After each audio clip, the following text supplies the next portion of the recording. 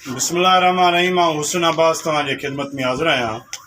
हिन वक़्तु सिंध में हिकिड़ी वबा, ख़तरनाक वबा, जानवरनि में हिकिड़ी बीमारी आई आहे। जरासीम आहे हिकिड़ो, जेको जानवरनि खे चक पाए थो ऐं जानवरनि खे पहिरियां निशान थिए थो।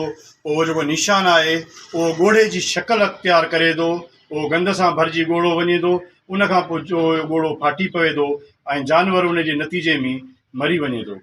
हीअ जेका वबा आहे हिन जी हिन महिल ताईं अञा ताईं पाकिस्तान में या सिंध गवर्नमेंट वटि इन जो नओं टिको जेको आहे, नई इंजेक्शन या का बि दवा इजाद न थी सघी आहे।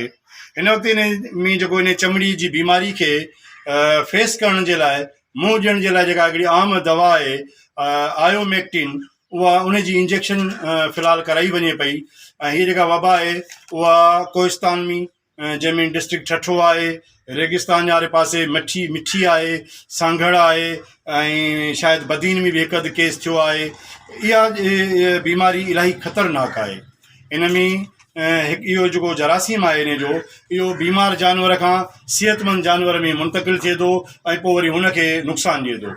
ऐं इहो जरासीम मुंहिंजो हिकिड़ो ख़्यालु आहे, ऐं लॉइव स्टॉक जा जेके एनिमल्स डॉक्टर बि आहिनि उहे बि इहो चई रहिया आहिनि त हीअ मुमकिन आहे त माण्हुनि ते बि हमिलो करे। सभ खां अवल इन में एहतियात इंतिहाई ज़रूरी आहे। जेको बीमार माल आहे उनखे सिहतमंद माल खां अव्हां पासे रखो, ऐं जेको तव्हांजो सिहतमंद माल आहे हिकु त उनखे मच्छरनि में रखियो वञे, उनजो शदीद बंदोबस्तु कयो, छाकाणि त लखें रुपयनि जो माल आहे, क़ीमती माल आहे। सॼी सिंध जे मारूड़नि जो इन माल ते गुज़र सफ़र थिए थो।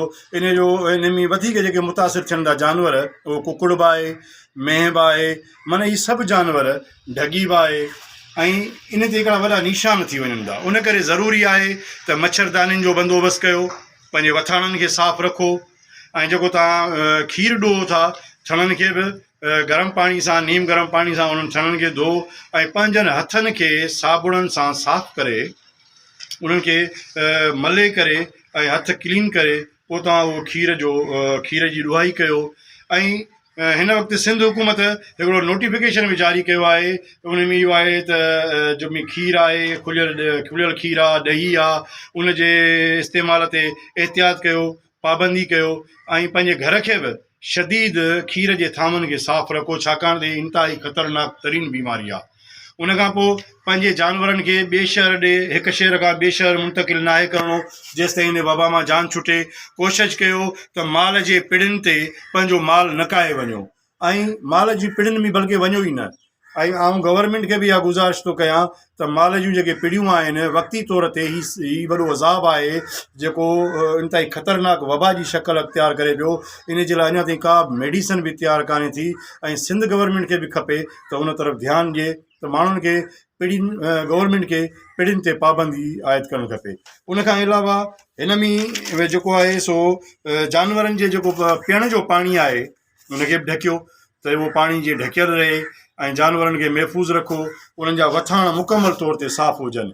हिन महिल ताईं सिंध गवर्नमेंट इन ते को बि अञा ताईं को एमरजेंसी प्लान नाहे जोड़ियो। डिस्ट्रिक्ट नौशरो फिरोज़ समेत सिंध जे सभिनी ज़िलनि में अञा ताईं जेके DCs आहिनि सवाइ इजलासनि ताईं महदूदु आहिनि। उन करे इन्हनि खे खपे त स्प्रे कराए। हीउ कमु म्यूनिसिपल जो आहे, म्यूनिसिपल इन में इलाही सुस्ती पई करे। म्यूनिसिपल खे खपे त तकिड़नि बुनियादनि ते जेको आहे सो सभिनी शहरनि में, ॻोठनि में, वथाणनि ते वञी करे स्प्रे कराए। माण्हुनि वटि पैसा कोन्हनि, हीउ वॾो इज्तमाही क़ौमी मसइलो आहे, ऐं हीउ सॼो हिकिड़ो सॼी सिंध जो मसइलो आहे। उन करे बि जेको आहे सो डिप्टी कमिश्नर महिरबानी करे सिर्फ़ु इजलासनि ते ज़ोर न ॾियनि। हीअ वॾी एमरजेंसी आहे, हिन में शदीद ज़रूरत आहे त हेल्थ जो department, live stock, animal husbandry ऐं म्यूनिसिपल जा जेके इदारा आहिनि उहे गॾिजी करे हिन वबा खे मुंहुं ॾियनि। हीअ इंतिहाई ख़तरनाक वबा आहे। असांजो हीउ जेको मैसेज आहे इहो सॼी सिंध जे मारूड़नि ताईं पहुचायो त जीअं पंहिंजे माल जी हिफ़ाज़त करे सघनि। हीअ लंपी बीमारी जेका आहे जंहिंजो नालो रखियो वियो आहे, इहे ॿुधायूं त निशान ज़ाहिर थियनि था। को जरासीम आहे, चक पाए थो, ॻोढ़ा थियनि था, उहे फाटनि था ऐं माल मरी वञे थो, ऐं माल पंहिंजो खपायो बि न। यानी कि हीअ जेके कासाई आहिनि इन्हनि खे बि इहो माल न ॾियो, ऐं कासाइनि गोश्त ते बि हीअ पाबंदी पवणु खपे। ॿ टे ॾींहं महीनो ॿ गोश्त ते पाबंदी पवणु खपे। इन माल खे म्यूनिसिपल जे ज़रिए जेको मरी वञे थो उनखे पूरण जो जोॻो इंतिज़ाम कयो वञे। ईअं ई जे किरोना जे हवाले सां सिंध गवर्नमेंट पंहिंजा इंतिज़ाम ऐं बंदोबस्तु कया हुआ। हीअ लंपी बीमारी किरोना खां वधीक ख़तरनाक आहे जानवरनि जे लाइ।